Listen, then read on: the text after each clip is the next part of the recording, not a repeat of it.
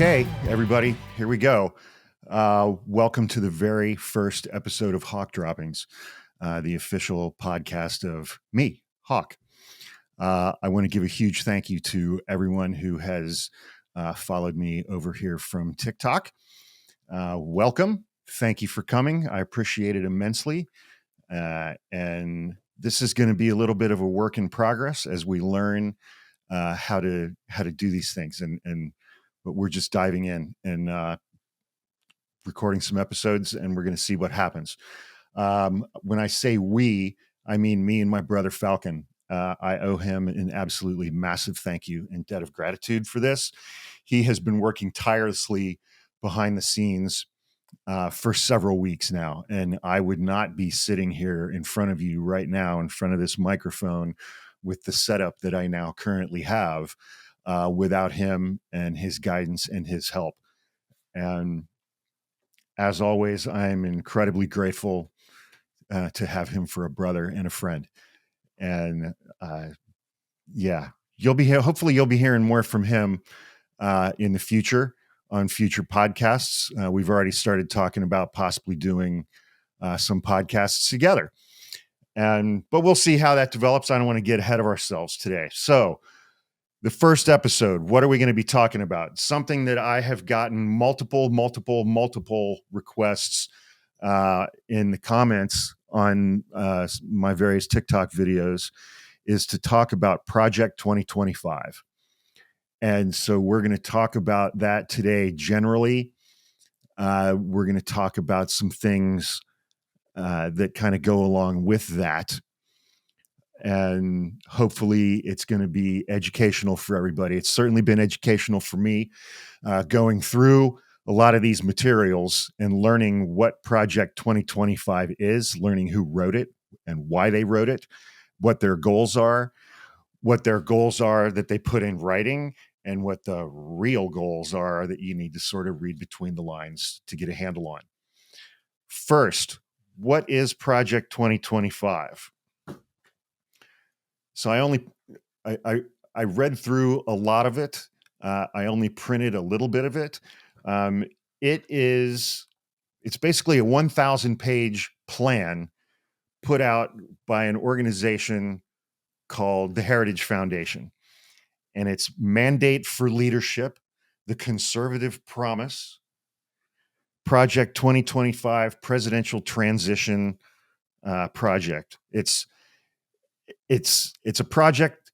It's a plan that's being put in place for an absolutely unprecedented power grab by the president of the United States, should that next president in 2025 be Donald Trump. So right away, we're off to a great start. Yeah. So think of it, before I get into specifics, think of it in this terms. You know, we have three branches in government. We have the legislative, which is the House of Representatives and the Senate. We have the judicial, which is the court system, district courts, circuit courts, and the Supreme Court. And then we have the executive branch. And when we think about the federal government, everything that is not Congress or the courts that is the federal government is the executive branch. The executive branch is absolutely massive. And the point of this plan is a power grab by hopefully not reelected President Trump under what's called the unitary executive theory, which is a fancy way of saying that the president, as it relates at least to the executive branch, should have all of the powers that a dictator would have over that branch of government.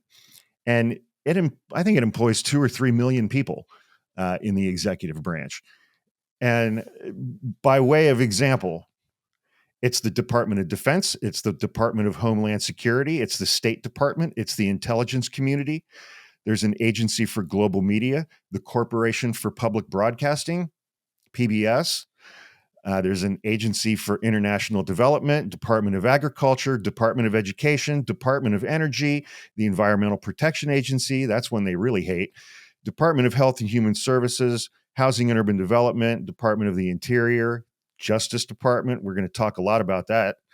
Department of Labor, Department of Transportation, Department of Veterans Affairs, Department of Commerce, the Treasury, the Federal Reserve, the Small Business Administration, the Securities and Exchange Commission, Consumer Financial Protection Bureau, which they've wanted to do with since the day it was invented, the Federal Election Commission, the Federal Trade Commission, the Internal Revenue Service.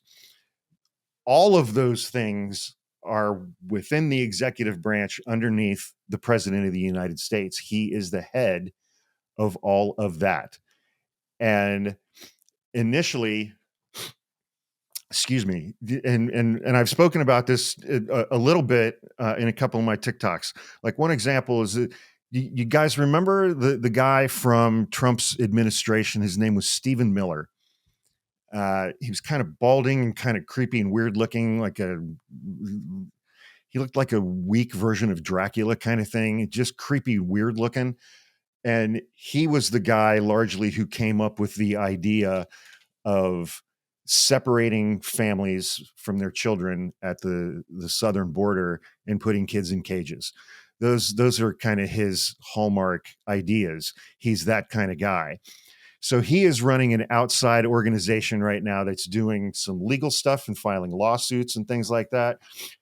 But he's also pretty heavily involved in this Project 2025 stuff from the standpoint that he's working with other people, and they, even though the election is a year away, they're currently screening tens of thousands of people to take jobs in the executive branch in these various agencies and departments and the White House.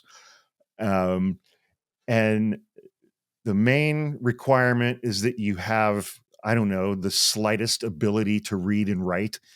I would suggest that, given from what I see in my comments from Trump supporters, that they should have, do you know the difference between there, and there, and to, and to, and then, and than? Because, most of them just really don't. So they might want to add that to their list of requirements, but they're scouring people's social media to make sure that they are sufficiently pro-Trump. And that is the number one requirement, that they be pro-Trump. And because if you think back to Donald Trump's term as president and the various completely insane things that he tried to do, especially towards the end with overturning the election, who are the people who stopped him? They were career people at Department of Justice. They were career people in the White House counsel's office, people who had those jobs, but got those jobs regardless of whether or not they were loyal to Donald Trump personally. And remember, when Trump first came in and, he met with James Comey from the FBI, one of the first things that he said to him is, I need you to be loyal to me. And Comey didn't have the balls to say, I'm loyal to the Constitution, Mr. President. And he just hemmed and hawed and didn't say no. If he had a pair, he would have said no. Anyway, that's neither here nor there.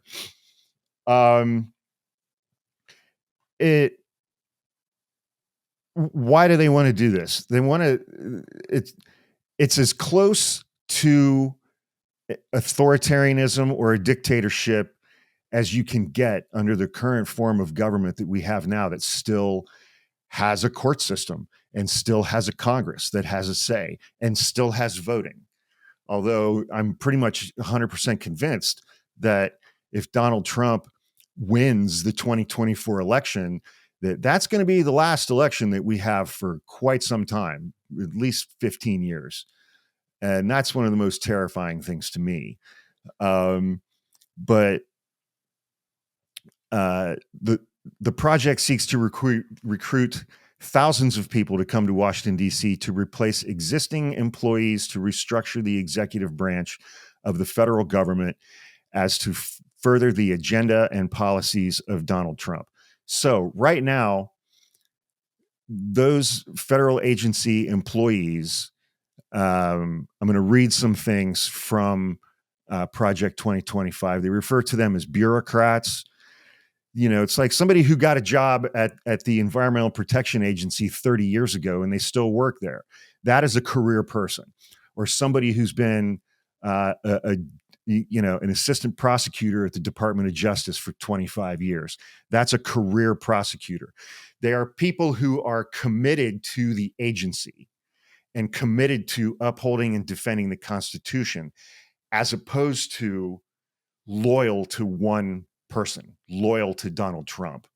Their loyalties to the agency and the Constitution come before their loyalty to any single individual. And Donald Trump and the Heritage Foundation and all of these people that are behind Project 2025 want to change that. And currently, for the last few decades, those civil servants, those bureaucrats, those career people have had a level of protection from being fired at the whim of whoever the current president is. Whoever comes in as president for their first term, they can't just fire every single person in the executive branch in all of these departments and agencies. Those employees, it's not exactly like union protection, but it's pretty damn close. And one of the first things that these Project 2025 people want to do is have Trump basically just write an executive order and say, I'm doing away with that. I'm doing away with those protections so that they can fire 50,000 people. The last number that I heard as far as like positions that they're screening for is 54,000 positions within the executive branch across all of those agencies, that list that I just read earlier. Imagine every single agency of the federal government, every department being taken over by people who were hired solely based on their undying devotion and loyalty to Donald Trump. Yeah. What do you think our Department of Education is going to look like? What do you think our community, our intelligence community is going to look like? Can you imagine? Can you imagine people being hired to work in our intelligence community or the Department of Defense or Department of Homeland Security who feel the same way about Vladimir Putin, President Xi, and Kim Jong-un that Donald Trump feels about them? He thinks they're star-spangled awesome. Now imagine our intelligence community, our Defense Department, and our Department of Homeland Security being populated with people who share those views. That would be subpar. That would be bad. Yes, I think we can agree on that would be bad. So how did Project 2025 come about? The first version of it came about 44 years ago in 1979. When Ronald Reagan was running for president. That's the first time that the Heritage Foundation did this. They took a runner at it back then. They didn't have nearly the expansive view of what they wanted to do back then that they do now. They've obviously gone off the rails quite a bit with it this time around. But again, it was established by the Heritage Foundation in 2022 to provide the 2024 Republican Party presidential nominee with a personal and ideological framework after civil servants refused to support Trump during his attempt to institute a Muslim ban, his effort to install a new attorney general to assist him in overturning the 2020 election, and when he called for the use of lethal force against George Floyd Black Lives Matter protesters during the summer of 2020. This report argues for the expansion of presidential powers, installation of conservatives in offices throughout the executive branch via the unitary executive theory. It's an effing nightmare. I haven't yet decided whether I'm going to swear.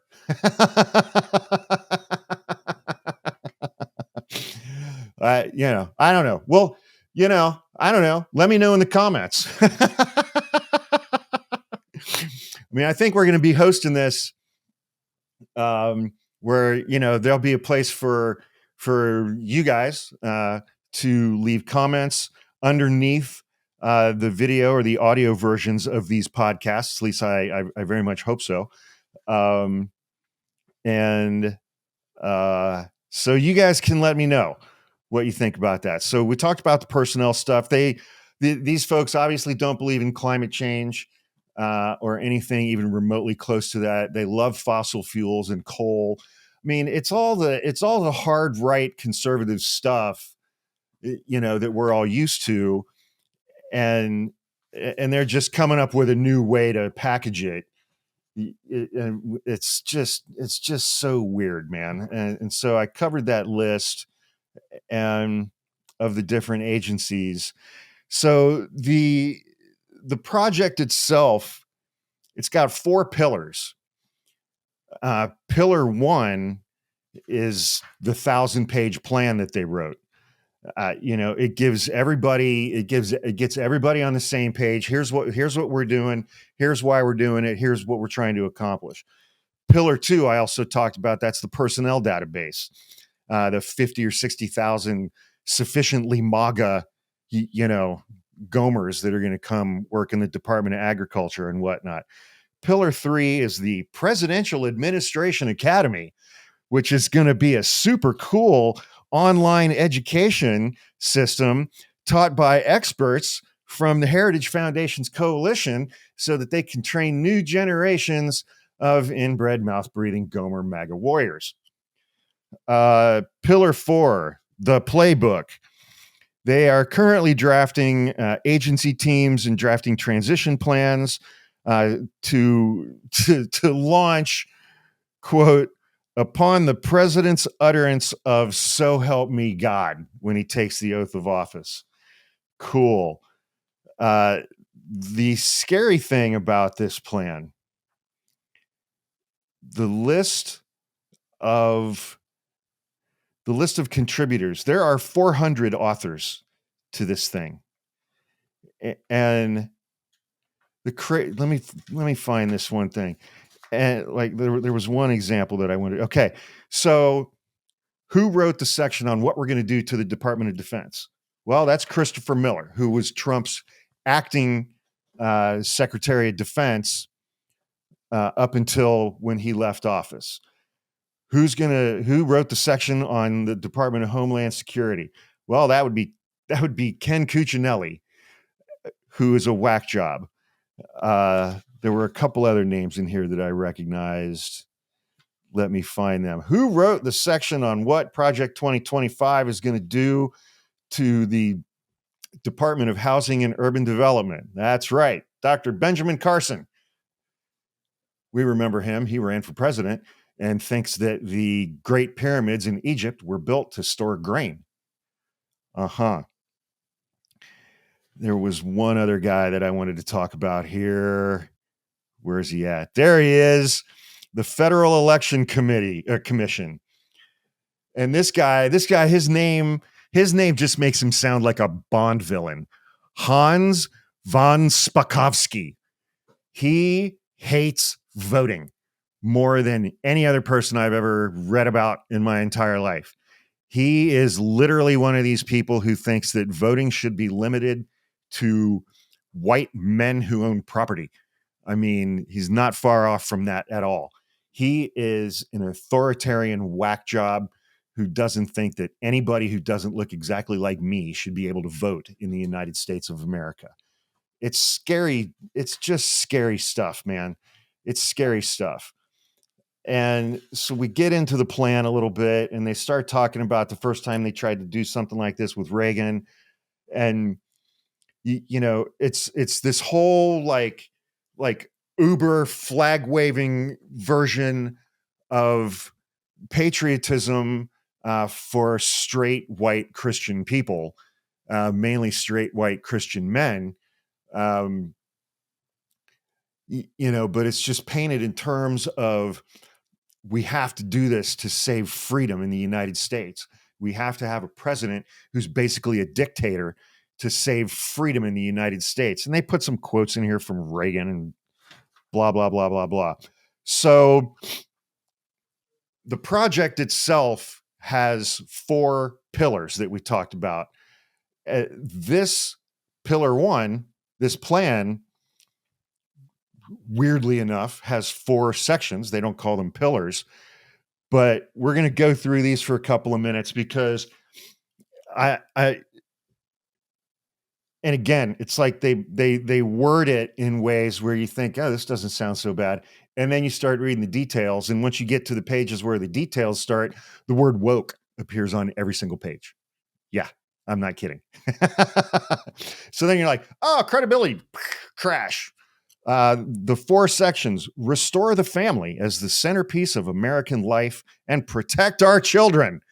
Unless you're, Moms for Liberty in Philadelphia and you decide to hire a guy to run your organization who's a pastor, and he turns out that he's a convicted sex offender, has a thing for teenage boys, and is going to spend the rest of his life on the sex offender registry, which is a true story that was just reported today. I'm recording this on November 20th. Part 2, dismantle the administrative state and return self-governance to the American people.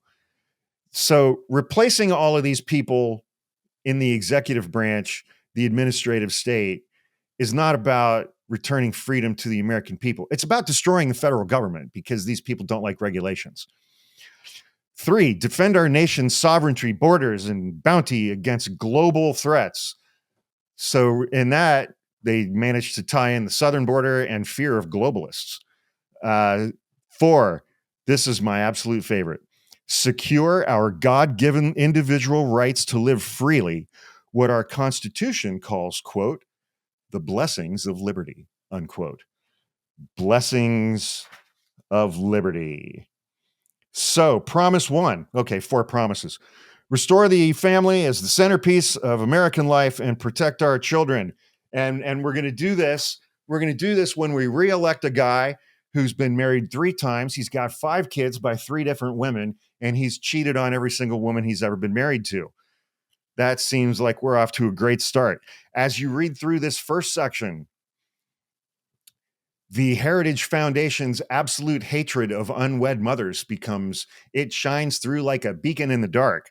They do not like unwed mothers, as though unwed mothers get into those kinds of situations without the assistance of anybody else. Today, the left is threatening the tax-exempt status of churches and charities that reject woke progressivism. They will soon turn Christian schools and clubs with the same totalitarian intent. Blah, blah, blah, blah, blah. Okay, now, I'm still on the first page of Promise 1 about the family. The next conservative president must make institutions of American civil society hard targets for woke culture warriors. This starts with deleting the terms sexual orientation and gender identity, diversity, equity, and inclusion, gender equality, gender equity, gender awareness, gender sensitivity, abortion, reproductive health, reproductive rights, and any other term used to deprive Americans of their First Amendment rights out of every federal rule, agency, regulation, contract, grant, regulation, and piece of legislation that exists.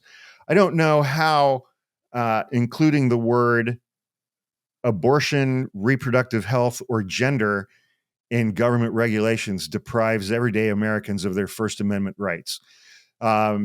Wait, no, on second thought, I do. Because when, and I've said this many times on my TikTok page, when conservatives talk about religious freedom, and this is about religious freedom, they leave off the most important 2 words. What are those most important 2 words? Religious freedom to discriminate. That's what they're talking about here when they reference the First Amendment rights of good, God-fearing Americans who don't want to hear about your gender, your abortion, or your reproductive health. They're talking about religious freedom to discriminate against anybody they want to. Reading on, this part's really good. Pornography manifested today in the omnipresent propagation of transgender ideology and sexualization of children, for instance, is not a political Gordian knot inextricably binding up disparate claims about free speech, property rights, sexual liberation, and child welfare. Good Jesus criminy. That's just one hell of it. That was all one sentence. There's a lot packed into that sentence. It has no claim to First Amendment protection, pornography, that is. Its purveyors are child predators and misogynistic exploiters of women. Well, interestingly, the state of Utah, the number one Utah, which, has all these good God-fearing Mormon folks, is the number one state in the nation when it comes to online searches for trans porn. But, whatever. Okay, promise number 2, dismantle the administrative state and return self-governance to the American people. Oh, boy. That part I didn't want to read because it was dumb. Okay, so they talk about, in this section, they talk about the legislative branch being incredibly lazy and not wanting to actually pass legislation that is effective and meaningful. And so they pass very vague legislation and just leave it up to these government agencies to make the rest of the decisions. And so this is something that the Supreme Court has dealt with. There is a thing in Supreme Court jurisprudence called the Chevron doctrine, or Chevron deference. And what that means is that if the Supreme Court is being asked to look at or overturn some regulations at, say, the EPA,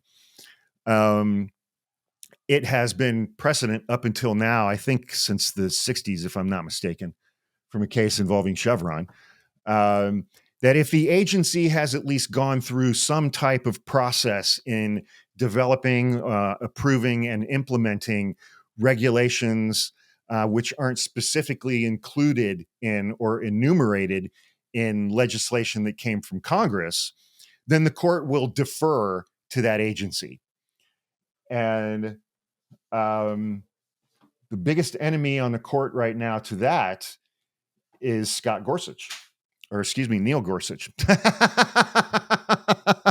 I always do that. Scott Gorsuch was a guitar teacher I had when I was a little kid. Unbelievably good guitar player, singer, songwriter, and musician and composer. But that's Scott Gorsuch. I'm talking about Neil Gorsuch on the United States Supreme Court. During Ronald Reagan's administration, Scott Gorsuch's mommy was the head of the EPA. And she had this similar kind of dismantle everything and do away with regulations mindset that, Steve Bannon and these Heritage Foundation people have. And she tried to do a whole bunch of real shifty stuff at the EPA to the point where she ended up doing a bunch of stuff that was allegedly illegal. And by the end of her term, she was essentially given a choice by the Department of Justice to resign or you're going to be prosecuted. And so she left in humiliation. And so Scott Gorsuch Neil Gorsuch absolutely hates the Environmental Protection Agency and the DOJ to some extent because of what they did to his mommy. So Neil Gorsuch does not like the Chevron deference rule. Most of the other conservatives do not like the Chevron deference rule. And so that's about to go away, regardless of whether or not Project 2025 gets implemented or not. That's just a little bit of background for you. I know that because I'm a nerd and rarely leave my house.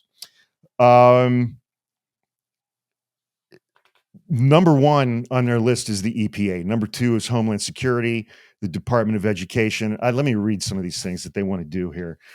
The Department of Homeland Security, because they also just take for granted that every single one of these 54,000 civil servants that they want to replace is just an absolute bleeding heart liberal socialist like AOC or Bernie Sanders.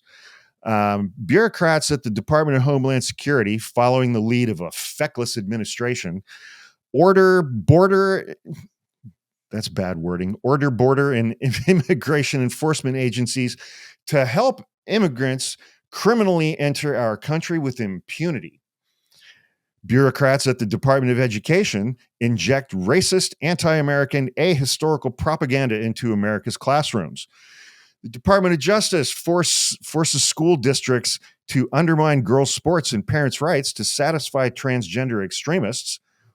Woke bureaucrats at the Pentagon. Woke bureaucrats at the Pentagon? Huh? Woke bureaucrats at the Pentagon force troops to attend training seminars about white privilege. And I think they make them read poetry on battleships and stuff too. Bureaucrats at the State Department infuse U.S. foreign aid programs with woke extremism about intersectionality and abortion. Oh my. A conservative president must move swiftly to do away with these vast abuses of presidential power and remove the career bureaucrats who fuel it, yada, yada, yada. And so they talk a lot in here about the left and the right and how the left and the right view government. And they make the left sound like, we think that the government is the same thing as like a huge down quilt. And, we're up at a cabin in the mountains and there's snow on the ground and we snuggle up in our big giant down quilt of government and we feel safe and secure and all snuggled up and taken care of. That's the key, taken care of. Whereas like, the right views government as it should be this big, it should be tiny and non-intrusive and rugged self-reliance and rugged individualism and, meal team 6 and amosexuals and the gravy seals and blah, blah, blah, blah, blah. And so the starting point for, like the basic assumptions and the facts that they bring into this thing is just ridiculous, man. And then there's a huge discussion about elites and like snotty liberals who contemptuously look at people from flyover country in between the coasts. And many elites' entire identity, it seems, is wrapped up in their sense of superiority over those people. But under our Constitution, they are simply equals to the workers who shower after work instead of before. That's their white collar versus blue collar distinction. And every one of the fuckers who wrote this thing, I swore, every one of the people who wrote this thing is white collar. They don't have blue collar jobs. And it's like, if you shower after work, then you're blue collar. If you shower before you go to work, then you're white collar and you're an elite. You're a snob. Or, I wonder what category they would put me in, where it's like, I take showers on Saturdays, whether I need it or not. Okay, well, whatever. We can come back to that in a different episode. And they just launch into this whole thing about elite support for globalism and open borders and the left's love affair with environmental extremism and radical transgender ideology, blah, blah, blah, blah. Which brings us to promise number 4. Secure our God-given individual right to enjoy the blessings of liberty. I don't know who this Liberty woman is, but I'd like to meet her. And this is just a hodgepodge of, life, liberty, and the pursuit of happiness from the Declaration of Independence. And that is, individuals must be free to live as their creator ordained to flourish. We must flourish as our creator intended and ordained. Yes. Many find happiness through their work. Many find profound happiness primarily in family. And I love this line: marriage, children, Thanksgiving dinners, and the like. Top shelf writing there, guys. Religious devotion and spirituality are the greatest sources of happiness. Right? Yes. Just ask that pastor in Philadelphia who's a registered sex offender running that local Moms for Liberty thing, who has a thing for teenage boys and is going to be on the sex offender registry for the rest of his life. Oh, then we get into what happens if the left is left to their own devices. Why do we have no other choice but then to completely take over the federal government? Well, because left to their own devices, we're going to end up with globalism, fascism, communism, wokeism. To the left, these assertions of patriotic self-assurance are just so many signs of our moral depravity and intellectual inferiority, proof that, in fact, we need a ruling elite to make decisions for us. This is the argument that's like the left, they build up these institutions so much and they put all their faith and trust in these institutions, blah, blah, blah, blah, blah, because they think the American people are stupid. Why would anybody ever think that? Okay, that's enough of that. Now, Donald Trump does not care at all. I mean, at all, about the Department of Education, the Department of the Interior, the Department of Agriculture. He cares a little bit about the Defense Department and Homeland Security. He does not give a damn about the intelligence community because they're always listening in on his phone calls with Putin. And little Donnie Two Scoops doesn't like that. But what department does he care the most about? The Department of Justice. Yes. And DOD is a very close second for the following reasons. Donald Trump has been extremely open over the last several weeks of campaigning about he's going to put in place an attorney general and have a Department of Justice that is run on vengeance. Vengeance against who, you might ask? Vengeance against anyone who has ever been mean to him in any way, shape, or form. And there's one thing I'm trying to find here. I should have found it before I got on. He's got, there's a guy, I think his name is Mike Davis. I can't remember where I saw this. I think the guy's name is Mike Davis. It's Mike something. And he's a guy that, everybody in Trump world is like, this is the guy you need to have as your attorney general when you take office again. I mean, he has pledged to prosecute and lock up the entirety of the Biden family, every single member of it, I guess. I assume they're going to go after Hillary Clinton, Bill Clinton, and the Obamas. But this guy, and please check me if I'm wrong, Mehdi Hassan, the MSNBC host, he's got a show on Sunday evenings, did a monologue about this guy either last night or a week ago. I'm filming this on a Monday. And Mehdi did a deep dive into this guy and was like, he's insane and he's authoritarian. And he has already started threatening to put reporters into what he refers to as the Washington, D.C. gulag,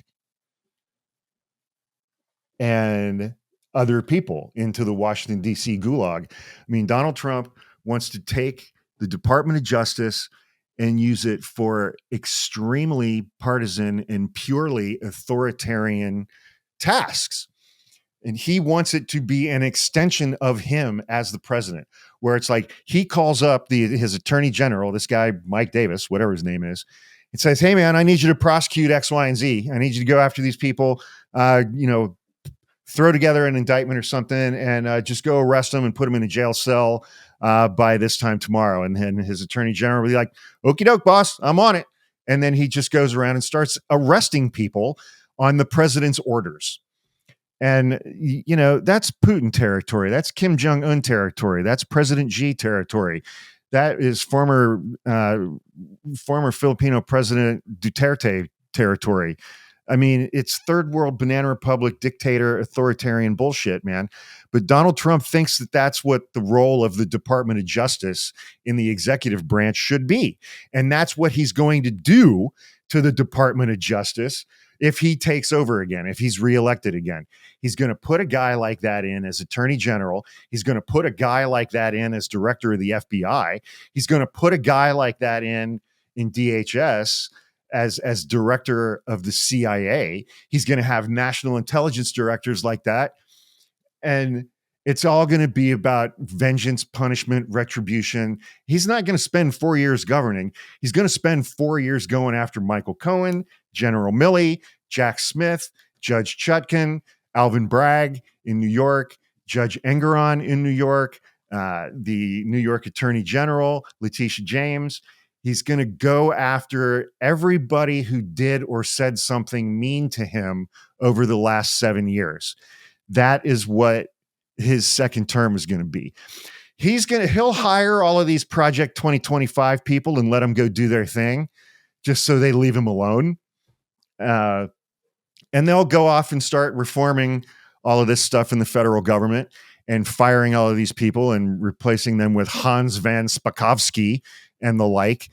And, just gut and destroy the ability of any federal agency to accomplish anything worthwhile for any actual Americans, because he's going to spend his entire 4 years focused on the Department of Justice and focused on his attorney general and focused on his FBI director and focused on investigating, indicting, arresting, prosecuting his perceived political enemies, including journalists, including probably Maggie Haberman, who wrote a book about him, probably Jonathan Karl, whose book just came out, and Mehdi Hassan, and probably half the people on MSNBC.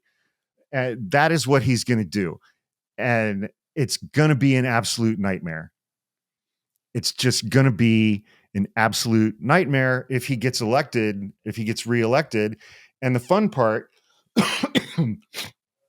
when I said something earlier about huge numbers of Americans being dumb, I was only half kidding, because, we know for a fact that there are 74 million Americans in this country, at least, except for the ones who've died since the last election, who are dumb, gullible, loud, mean, and easily manipulated. That's how many votes Trump got last time. And you have to have all 5 of those characteristics in order to be a Donald Trump voter, doubly so in 2024. And, so I'll leave it at that. This Project 2025, it scares the hell out of me. A second Donald Trump term scares the hell out of me. The fact that I don't even know what the number is now. 70, 80 million Americans want to vote for Donald Trump again, want to elect him again, want to put this lunatic back in the Oval Office and give him the Department of Justice and give him the nuclear codes again and just turn him loose. I mean, he's going to be like an angry 4-year-old on meth. It's ridiculous. It shouldn't even be close. But thank God on the left, and the Democrats are renominating 81-year-old Joe Biden. So quite the little reality we're waking up to every day these days, kids. Okay, so that brings the very first episode of Hawk Droppings to a conclusion. We're working on several different features for the different episodes that we're going to be doing. I'm trying to figure out like a viewer mail thing. We're going to have an email account set up where you guys can send emails to the podcast with questions, suggestions, hate. You can send us whatever you want once we get that up and running. I'm sure that email account's going to be fantastic. Oh man. I'm sure that's going to be fantastic. I want to thank my dogs Lola and Tanner for staying quiet during the whole thing. I gave them chewy treats right before I hit record so that they would be quiet, and they have been quiet, and now they're both full and asleep. I appreciate that, guys. I do. I appreciate that very, very much, and I love you. And again, just an absolutely gobsmackingly massive thank you to my brother Falcon. He truly has made every bit of this possible. There's absolutely no way I would be sitting here, at 6 p.m. on a Monday night recording a podcast without his just incredible help. And I think most importantly, patience. I don't learn these things easily. I'm not very bright when it comes to technology.